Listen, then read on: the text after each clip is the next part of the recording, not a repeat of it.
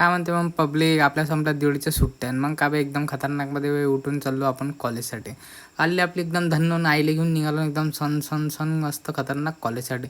पण आईले सोडत होतं आपल्या बडनेरले कामगार ऑफिसच्या तिथं. मग काय आईले दिलं सोडून आपण निघालो मग आपल्या एकदम नर्कच्या दुनियेत जायसाठी.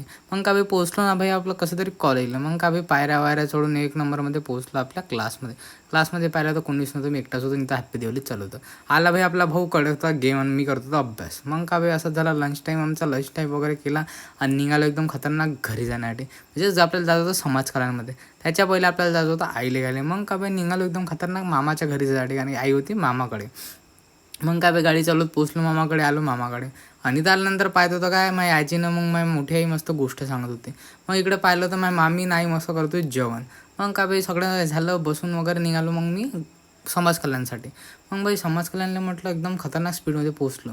आलो इथं आपल्याला होतं साधारचं काम. मग सगळं करून बाबा पण आले ते समाज कल्याणच्या तिथं आम्ही निघालो मग घरच्याकडे. चला मित्रांनो भेटू नवीन ब्लॉगमध्ये. चॅनल लाईक करा, शेअर करा आणि सबस्क्राईब करा.